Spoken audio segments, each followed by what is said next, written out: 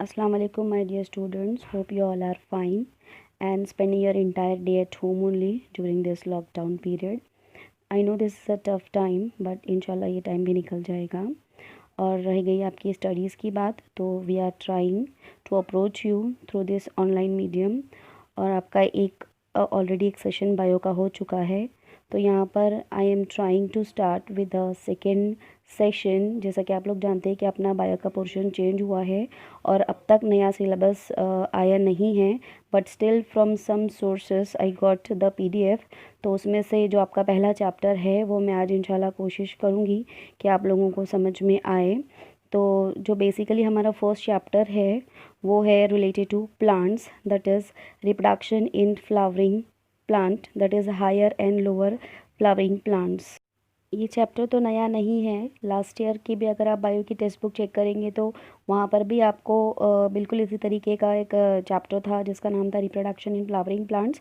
But इस chapter में हम लोगों को थोड़ा सा कुछ एडवांस चीज़ें और बताई गई हैं। Here we have to see the different types of organism, that is living organisms, their types, and you are aware about के living organisms के जो type हैं जैसे कि यूनिसेलुलर एंड मल्टीसेलुलर। तो वो लिविंग ऑर्गेनिजम्स में किस तरीके से रिप्रोडक्शन होता है, कौन सी टाइप्स हैं, एंड एक एक टाइप्स के हम लोग जो है यहाँ पे डिटेल में उसके बारे में बात करेंगे। तो इंशाल्लाह जब जैसे मैं आपको आगे बताऊँगी तो आपको और समझ में आएगा। So let's start with the chapter, that is our today's chapter is reproduction in lower and higher flowering plants. Okay, so basically first we have to see what is reproduction. As you all are aware about the definition of reproduction, that is the different life processes in living organism, जो भी हमारे अंदर organisms के अंदर जो भी processes होते हैं जैसे कि nutrition है, respiration है, excretion है, control and coordination, that is related to our nervous system। तो इन सारे processes में जो हमारा reproductive system है वो सबसे ज़्यादा essential है। Why? To remain alive. It means to continue our race. Now, apart from all these processes, reproduction is very important one to maintain the continuity of the species। आप लोग देखते हो कि जो species हैं जैसे कि for example mango plant is giving birth to the mango plant only। If we will talk about the animals, so in animals also we are observing that एक गोट है वो अपने जैसा गोट ही जो है वो रिप्रोड्यूस करेगा। एक अगर एलिफेंट है तो वो अपने जैसा ही बेबी एलिफेंट रिप्रोड्यूस करेगा। सो लाइक दैट उसकी एक स्पीशीज़ उन लोगों को मेंटेन रखनी होती है। तो वो स्पीशीज़ को मेंटेन रखने के लिए उन लोगों को अपनी जो है वो जनरेशन को आगे रखना होता है कंटिन्यू। तो उसके लिए ये प्रोसेस जो है वो बहुत ही ज़्यादा इम्पॉर्टेंट होता है, दैट इज़ द रिप्रोडक्शन। हम लोग डेफिनेशन देखें तो रिप्रोडक्शन की डेफिनेशन कुछ ऐसी रहेगी, that is formation of new organism of same species by earlier existing organism, that is actually called as the reproduction. तो इस तरीके से जो है वो हमारी रिप्रोडक्शन का जो डेफिनेशन है, ये डेफिनेशन बहुत इंपॉर्टेंट है। It can be ask for your either MCQ और डिफाइन द टर्म। तो आपको जो है ये डेफिनेशन थोड़ा अच्छे से ध्यान में रखना है। Now after that let's see the types, that is the type of reproduction, as you all are aware about it। जैसे कि आपको आपके लोअर स्टैंडर्ड में इस चीज़ के बारे में ऑलरेडी आप लोग पढ़ चुके हों। That is reproduction is of two type, that is asexual reproduction and sexual reproduction. Now if you will talk about the asexual reproduction, तो यहाँ पर जो है वो there is without involvement of gamete. मतलब हम लोग इसको बोल सकते हैं कि ये यूनिपेरेंटल होता है, यानी कि यहाँ पे गैमीट फ्यूज नहीं होते। सिंगल पेरेंट जो है यहाँ पे कोऑर्डिनेट करता है और उसके बाद जो है वो जनरेशन आगे बढ़ती हैं। And here whatever offsprings we will get that will be exactly same to their parents. Now you can also say that it is apomixis. तो असेक्सुअल रिप्रोडक्शन जो है वो एपोमिक्सिस, उसका दूसरा नाम जो है वो एपोमिक्सिस है। Now if you will talk about the sexual reproduction, so in sexual reproduction here there is a involvement of gametes, it means it is a biparental। अगर हम लोग असेक्सुअल रिप्रोडक्शन की बात करेंगे तो वो यूनिपेरेंटल है, बट अगर हम लोग सेक्सुअल रिप्रोडक्शन की बात करेंगे तो वो बाई पेरेंटल है। It means it is having the involvement of both the gametes fuse होते हैं और उसके बाद जो है वहाँ पे वो प्रोसीजर कंप्लीट होता है। So it take place by meiosis. यानी अगर हम लोग देखा जाएगा कि अगर सेल डिवीजन की हम बात करेंगे, आप लोगों ने 11th स्टैंडर्ड में पढ़ चुका है सेल डिवीजन के बारे में। मियोसिस माइटोसिस दो टाइप हैं। तो यहाँ पे जो है वो कुछ हद तक सेक्सुअल रिप्रोडक्शन में पहले माइटोसिस होता है एंड देन उसके बाद जो है वो मियोसिस का प्रोसेस होता है. So here we can say that genetic variations होता है और जो ऑफस्प्रिंग्स होते हैं they will be different from their parents. So here we can also say that कि यहाँ पे इसका एक और नाम होगा एम्फीमिक्सिस, यानी कि अगर असेक्सुअल रिप्रोडक्शन को एपोमिक्सिस कहा जाता है तो यहाँ पे सेक्सुअल रिप्रोडक्शन को एम्फीमिक्सिस कहा जाएगा. Now we will see the features. जैसा कि मैंने आपको पहले भी बताया कि यहाँ पे सेल डिवीजन एक बहुत ही इंपॉर्टेंट प्रोसेस होता है. So the feature for the asexual reproduction will be there will be a replication of DNA. You all are aware about the DNA replication process. आप लोगों को थोड़ा बहुत बेसिक उसके बारे में मालूम है. तो यहाँ पे जो है वो डीएनए का रेप्लिकेशन होगा, then cell division, again the meiosis as well as mitosis, दो सेल डिवीजन है. तो अगर असेक्सुअल रिप्रोडक्शन है तो वहाँ पे माइटोसिस के थ्रू सेल डिवीजन होता है. Then there will be a formation of reproductive units, जैसे कि गैमेट्स जो बनते हैं या आइदर मेल गैमेट और female gamete. So that kind of formation of gametes and the development of reproductive body, that means the offsprings. तो यहाँ पे जब रिप्रोडक्शन कंप्लीट हो जाएगा तो उसका रिप्रोडक्शन का जो बाई प्रोडक्ट होगा दैट विल बी ऑफस्प्रिंग्स, जो कि एग्जैक्टली अपने पेरेंट्स के जैसे होते हैं. Now when I will explain you about sexual reproduction, that time we will see the features of sexual reproductions also. और जैसा कि आप लोग जानते हैं कि लिविंग ऑर्गेनिजम्स दो तरह के होते हैं, unicellular and multi cellular. It means जो सिंगल सेल वाले हैं वो यूनिसेलुलर कहलाते हैं एंड जिसमें एक से ज़्यादा सेल होते हैं वो मल्टी सेलुलर ऑर्गेनिजम्स होते हैं. तो यूनिसेलुलर के एग्जांपल्स जैसे कि आपको पता है अमीबा, पैरामीशियम, यूग्लिना, प्लाज्मोडियम, ये ऐसे ऑर्गेनिज्म है जो यूनिसेलुलर कहलाते हैं. और उसके अलावा जितने भी हैं अवेलेबल नेचर में वो सारे मल्टी सेलुलर होंगे. तो इनके अंदर कौन सा मोड्स है या कैसे टाइप है जिसके थ्रू ये लोग रिप्रोड्यूस करते हैं, तो वो हम लोग यहाँ पे देखेंगे. बेसिकली यहाँ पे आपको नज़र आ रहा है कि जो प्रोसीजर है या we can say the ways of reproduction. Unicellular organism, you can see two type of mode of reproduction is there, that is fission and budding. अगर हम लोग फिजन की बात करेंगे तो फिजन में दो चीज़ें आ जाएंगी, that is binary fission and multiple fission. One by one I am going to explain it to you. First we will see that is binary fission. तो आपने अपने लोअर क्लासेस में भी पढ़ा है इसके ताल्लुक से. It is just a quick revision for you people कि जो फिजन है वो दो तरह का है. Binary fission longitudinal and transverse. इसके एग्जांपल आप लोगों को नज़र आ जाएगी when I will show you the diagram. Then अगर मल्टीपल फिजन की बात करेंगे तो वहाँ पे सिस्ट फॉर्मेशन है. तो किस तरीके से ये सिस्ट फॉर्मेशन होता है और किस तरीके से लॉन्जिट्यूडनल और ट्रांसफर्स बाइनरी फिजन होता है. So here we are going to see that first. जैसे कि आप लोग यहाँ देख सकते हो, here it is example of a binary fission. ये अमीबा है एंड इसके अंदर पेरेंट सेल इंडिविजुअली, फर्स्ट एक पेरेंट सेल होता है, उसके पास एक ही यूनिन्यूक्लियस है. एक्चुअली ये एक यूनिसेलुलर ऑर्गेनिज्म है, तो it has to carry out all its life activity in that single cell only. तो यही सिंगल सेल जब उसका रिप्रोडक्शन का उसका जब पीरियड स्टार्ट होता है उस कंडीशन में इट लॉस्ट इट्स स्यूडोपोडिया, और उसके बाद जो है वो कुछ इस तरीके का उसका स्ट्रक्चर बन जाता है. एंड आफ्टर दैट फर्स्ट उसका जो central part that is the nucleus होता है, वो न्यूक्लियस फर्स्ट डिवाइड होना स्टार्ट होता है. उसमें क्लीवेज फॉर्मेशन होता है एंड देन ये क्लीवेज धीरे धीरे जो है वो गहरा होता जाता है. एंड देन उसके बाद न्यूक्लियस का कंप्लीट डिवीजन हो जाता है. एंड न्यूक्लियस का कंप्लीट डिवीजन होने के बाद दो डॉटर न्यूक्लियाई स्प्लिट होते हैं. And at the end we will getting the two daughter nuclei from single we can say the mother amoeba cell. तो इस तरीके से यहाँ पे जो है वो दो डॉटर न्यूक्लियाई डेवलप होते हैं and they will both start living as an individual after the completion of the process. तो यहाँ पे जो ये बेसिकली सिंपल बाइनरी फिजन की एक बहुत ही बेस्ट एग्जाम्पल है. इसके बाद हम लोग जो है वो इसकी अगली एग्जाम्पल देखेंगे. नेक्स्ट एग्जाम्पल आपकी जो है वो बाइनरी फिजन में आ जाएगा longitudinal binary fission. As you can see it is a euglena and you can see a notch at the mouth of the euglena and from here it is having the flagella. तो यहाँ पे भी जैसे ही उसका जो है वो reproduction start होता है it will lost its flagella and then उसके बाद जो उसका न्यूक्लियस है that nucleus will start splitting up. आप देख सकते हो कि किस तरीके से एक नॉच फॉर्म हो रहा है उसके अंदर, और उसके बाद जो उसका अपर साइड है वो भी एक साथ जो है वो दो हिस्सों में डिवाइड हो जाता है. एंड देन उसके बाद वहाँ पे जो है वो इंडिविजुअली उसके हर हिस्से पे फ्लैजुला डेवलप हो जाता है. एंड देन उसके बाद उसका क्लीवेज जो है वो डीप होता जाता है. It means now it is ready to split up into two daughter cell. और एट दी एंड जब उसका प्रोसीजर कंप्लीट हो जाएगा तो उसके बाद जो है वो it will get split up into two equal halves and along with the nucleus. वहाँ पे उसका अपना खुद का एक जो है वो न्यूक्लियस जो डिवाइड हो रहा था वो अब कम्प्लीटली डिवाइड हो चुका है. एंड देन इंडिविजुअली इवेंचुअली एक नॉच पूरा फॉर्म हो जाता है और सेंटर से वो कम्प्लीटली नॉच डीपन होते होते completely they will get bifurcate with each other and individually they will start living a life as a individual member, that is a euglena. तो यहाँ पे जो है वो डॉटर न्यूक्लियाई का फॉर्मेशन हो जाता है after the completion of the process. Longitudinal fusion के बाद नेक्स्ट एग्जांपल आ जाएगी बाइनरी फ्यूजन में ट्रांसवर्स बाइनरी फ्यूजन की।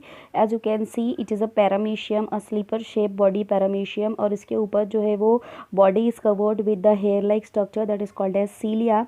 तो यहाँ पे आप देख सकते हो कि एक इंटरनल जो यू शेप का एक स्ट्रक्चर बना हुआ है, that structure is called as gullet, और ये गलेट जो है वो एनगल्फिंग ऑफ फूड के लिए इस्तेमाल होता है।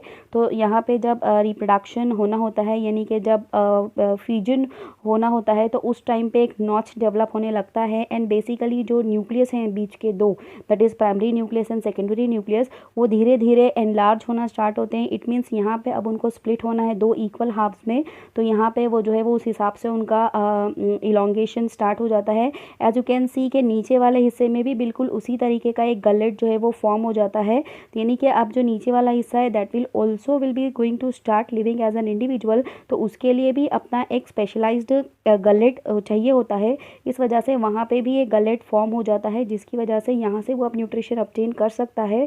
तो अब ये नॉच जो है वो धीरे धीरे और डीपन होता जाता है एंड उसके बाद जो है वो न्यूक्लियस कंप्लीट डिवाइड हो जाता है एंड उसके बाद जो है वो पैरामीशियम की बॉडी आप देख सकते हो थर्ड डायग्राम में कि किस तरीके से बराबर जो है वो सेंटर से उसका जो है वो डिवीजन हो जाता है एंड देन उसके बाद टू इक्वल हाफ्स में वो स्प्लिट अप हो जाता है एंड इंडिविजुअली जब इसका ग्रोथ जब कंप्लीट हो जाएगा तो उसके बाद they will gate detach from both of एक दूसरे से वो लोग जो है वो डिटैच हो जाएंगे एंड देन उसके बाद they will start living their life as an individual. यानी कि अब इंडिविजुअल जो मेंबर यहाँ से निकलेगा, यानी कि एक जो पेरेंट पैरामीशियम था उससे हमको एंड में दो डॉटर पैरामीशियम हमको मिले हैं। तो ये जो डॉटर पैरामीशियम जब उनके अंदर मेच्योरिटी जब वो अटेन कर लेंगे तो after attaining their maturity they will be start living their life as an individual, और उसके बाद जो है वो अगेन उनके अंदर जब रिप्रोडक्शन होगा तो सेम प्रोसीजर यहाँ पे रिपीट होगा और इस तरीके से जो है वो ट्रांसफर्स बाइनरी फ्यूजन के थ्रू इसके अंदर भी हमको जो है वो रिप्रोडक्शन का प्रोसीजर आगे मिलेगा एंड अगेन इस तरीके से उसकी जो है वो स्पीशीज मेंटेन रहती है और उसकी जनरेशन जो है वो बढ़ती रहती है through this procedure. Now after binary fusion जैसे कि आप लोग देख सकते हो कि बाइनरी फ्यूजन के बाद जो है वो मल्टीपल फ्यूजन उसका नेक्स्ट टाइप है एंड इस मल्टीपल फ्यूजन में हमको जो एग्जांपल देखनी है that is the cyst formation, और ये जो सिस्ट फॉर्मेशन है वो अमीबा की कैरेक्टरिस्टिक फीचर है।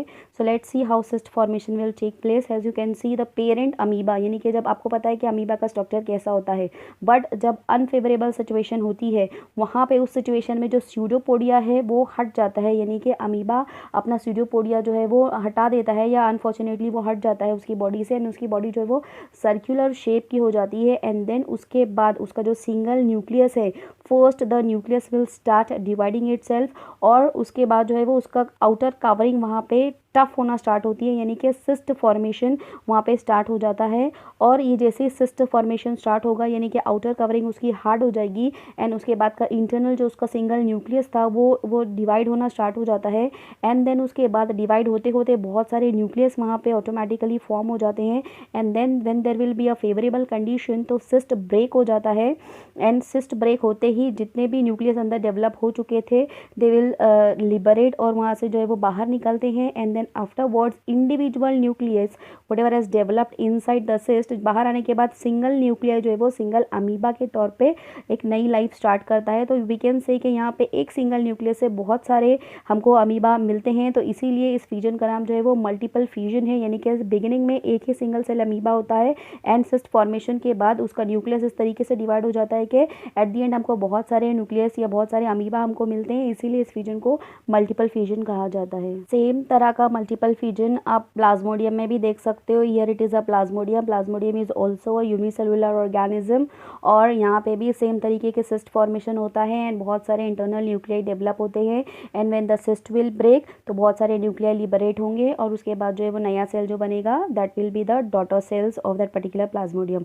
Now after that we are going to see the budding. What actually budding following east.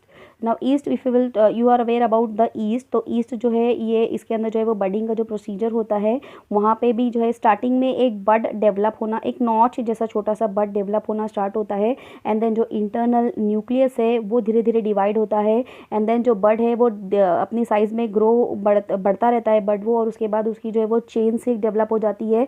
And जैसे ही वो मैच्योरिटी अटेन करता है, यानी कि उसको लगता है कि अब वो इंडिविजुअल अपनी लाइफ स्पेंड कर सकता है without the help of a parent, तो वहाँ पे से वो डिटैच हो जाता है, and wherever it will fall, तो वहाँ पे उसका जो है वो नया लाइफ को स्टार्ट करता है एज एन इंडिविजुअल। तो इस तरीके से जो है ये बडिंग इन ईस्ट में एक ईस्ट से बड डेवलप होता है, when it will gate detach from the parent body, तो वहाँ पे वो नया बड डेवलप होता है, यानी कि डॉटर ईस्ट वी कैन से वहाँ पे डेवलप हो जाता है। This is about the unicellular organism. Now let's see about the multicellular organism. In multicellular organism, the first mode of reproduction is fragmentation, and then the example is Spirogyra. Now let's see what actually happening in Spirogyra. आपको पता है कि Spirogyra जो है वो इस तरीके से बैंड्स में स्प्लिट अप होता है, एंड उसका अपना जो है वो न्यूक्लियस होता है, अपना खुद का क्लोरोप्लास्ट होता है। तो जब उसकी फेवरेबल कंडीशन होती है तब वो फोटोसिंथेसिस का प्रोसेस परफॉर्म करता है, एंड जब फेवरेबल कंडीशन नहीं होती तो उसको जो है वो इस तरीके से डिवीजन की ज़रूरत पड़ती है। तो एज यू कैन सी कि जो सेप्टा होता है वो डिवाइड हो जाता है, and nucleus will again split up into equal halves, और each septa when it will get degenerate from its parent body, individual septa जो है वो एक नया इंडिविजुअल के तौर पर अपनी लाइफ स्टार्ट करता है, एंड उसके बाद वहाँ पे जो वो इस तरीके से उसके अंदर जो है वो फ्रेगमेंटेशन का प्रोसेस होता है, यानी कि फ्रेगमेंट्स डेवलप होते हैं, एंड इंडिविजुअल फ्रेगमेंट्स जो यहाँ पे मिलेगा वो एक एज अ न्यू इंडिविजुअल अपनी लाइफ जो है वो स्टार्ट करेगा। So that is about the fragmentation. Now let's see after fragmentation regeneration है जो कि प्लानेरिया में होता है। आप लोग आपके 10th स्टैंडर्ड में भी ऑलरेडी ये चीज़ पढ़ चुके हो कि प्लानेरिया के अंदर किस तरीके से फ्रेगमेंटेशन होता है। इफ़ एक्सीडेंटली अगर बॉडी कट हो जाती है तो कटिंग पार्ट से वहाँ पे नया उसका बॉडी पार्ट डेवलप हो जाता है। उसके अंदर इतनी ज़्यादा रीजनरेशन की क्वालिटी होती है कि जिसकी वजह से कट पार्ट से वो अपना नया सेम आगे का जो पार्ट होता है बॉडी का वो डेवलप कर सकता है। आप इसके अलावा भी ये चीज़ अपने डे टू डे लाइफ में भी ऑब्जर्व करते हो कि जो लेज़ार्ड है, वॉल लेज़ार्ड है, एक्सीडेंटली कभी अगर हमने देखा है कि हमसे उसकी अगर दुम कट हो जाती है तो उसका टेल वाला पोर्शन जो है वो कुछ दिनों बाद अगर हम सेम लेज़ार्ड अगर हमको नज़र आ जाती है घर में तो उसकी टेल दोबारा जनरेट हो चुकी होती है। So that is the best example of regeneration we can take. After regeneration there is a turn of budding, that is another example of that is the reproduction। budding में actually hydra एक उसका example है। Hydra में actually क्या होता है कि जो इंडिविजुअल बॉडी है उसकी टेंटाकल्स हैं, एंड देन उसका जो स्लेंडर शेप बॉडी है वहाँ पे एक धीरे से जो है वो बड डेवलप होना स्टार्ट होता है, और ये जो बड है वो धीरे धीरे डेवलप होगा, and exactly it will be looking like a parent hydra, यानी उसकी तरह ही बिल्कुल उसके ऊपर टेंटाकल्स आना शुरू हो जाते हैं, एंड ये बट धीरे धीरे जो है वो डेवलप होना स्टार्ट होता है, यानी कि इंडिविजुअली वो अपने आप को ग्रो करने की without the help of parent वो अपने आप को जो है वो सस्टेन कर रखने की कोशिश करता है। And as soon as it feel के उसकी जो है वो मेच्योरिटी कंप्लीट हो गई है, यानी कि वो अब जो है वो इंडिविजुअली लाइफ स्पेंड कर सकता है without the help of parent, तो वहाँ पे वो it will gate detach from the parent body, and it will be at that time it become the independent hydra, यानी कि अब वो हाइड्रा जो है वो individually without help of parent अब वो अपनी लाइफ जो है वो इंडिविजुअल हाइड्रा के तौर पर जो है वो स्पेंड कर सकता है, यानी कि फर्दर उसके अंदर जो भी लाइफ प्रोसेस एक्टिविटी होगी वो इंडिविजुअल हाइड्रा के तौर पर जो है वहाँ पे स्पेंड कर सकता है वो ना। इसके अलावा जो है हमको एक और एग्जांपल यहाँ पे हम लोग देखते हैं जूओस्पोर की। स्पोरोजेनेसिस मतलब यहाँ पे हम लोगों को देखना है कि स्पोरोजेनेसिस मीन्स द जूओस्पोर्स जो होते हैं, जैसे कि दूसरे स्पोर फॉर्मेशन के बारे में आपने अपने लोअर क्लासेस में पढ़ा है, बिल्कुल उसी तरीके से जो है वो जूओस्पोर भी एक टाइप के स्पोर है, जिसके अंदर जो जूओस्पोरांजियम यानी कि जो पेरेंट सेल होता है उसकी आउटर कवरिंग जो होती है वो टफ हो जाती है इन अनफेवरेबल सिचुएशन, और उसके बाद यहाँ पे जब उसके अंदर जो उसके न्यूक्लियस होते हैं again they will start dividing and redividing, and उसके अंदर डिवीजन इतना स्ट्रांग होता है कि एट अ टाइम बहुत ज़्यादा वो लोग जो है वो अपने अंदर स्पोर फॉर्मेशन कर लेते हैं, एंड फ्लैजेला उसका हेयर लाइक स्ट्रक्चर जो है उसके लोकोमोशन में मदद करता है वो भी डेवलप होता जाता है, and as soon as the favourable condition ovulation जहाँ आ जाती है तो उसके बाद वो लोगों का जो आउटर लेयर है वो रप्चर हो जाता है and it will liberate out and individual what ever spore has develop in it, तो इंडिविजुअल वो स्पोर जो है वो अपनी लाइफ एज अ इंडिविजुअल वहाँ पे स्टार्ट करता है। तो ये स्पोरोजेनेसिस भी एक एग्जाम्पल आ जाएगी मल्टीसेलुलर ऑर्गेनिज्म में रिप्रोडक्शन की। Now after that the last part of multicellular organisms का जो reproduction है उसमें that is the vegetative reproduction। अगर हम लोग vegetative reproduction की बात करेंगे तो यहाँ पे जो है vegetative propagation एक्चुअली इसको बोलते हैं, यानी कि इंडिविजुअली जब जो जुवेनाइल स्टेज के बाद वाला स्टेज होता है प्लांट लाइफ में, वहाँ पे प्लांट कैसे रिप्रोड्यूस करते हैं विदाउट द फ्यूजन ऑफ गैमिड, तो ये भी एक तरह का जो है वो रिप्रोडक्शन होता है प्लांट में। तो एक्चुअली ये दो तरह का होता है, that is natural vegetative propagation and artificial vegetative propagation. ये नेचुरली जो प्रोसीजर होता है प्लांट के अंदर प्रोपैगेशन का वो, और आर्टिफिशियली हम कैसे मदद कर सकते हैं प्रोपैगेशन में।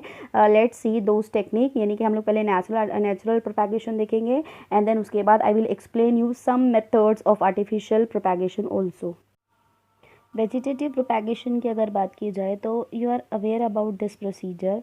आप लोगों ने अक्सर घर में देखा होगा कि जो पोटैटो है, जो आलू होते हैं, उसमें बारिश के सीज़न में या जब नमी होती है मौसम में तो उस वक्त उसके ऊपर वाइट वाइट कुछ डेवलप हो जाता है, that is called as eyes of potato. तो अगर हम लोग वो उसका उतना हिस्सा निकाल देते हैं and if you will so it in the soil, तो हमको जो है वो वहाँ से नया पोटैटो प्लांट हम लोगों को जो है वो मिल जाएगा।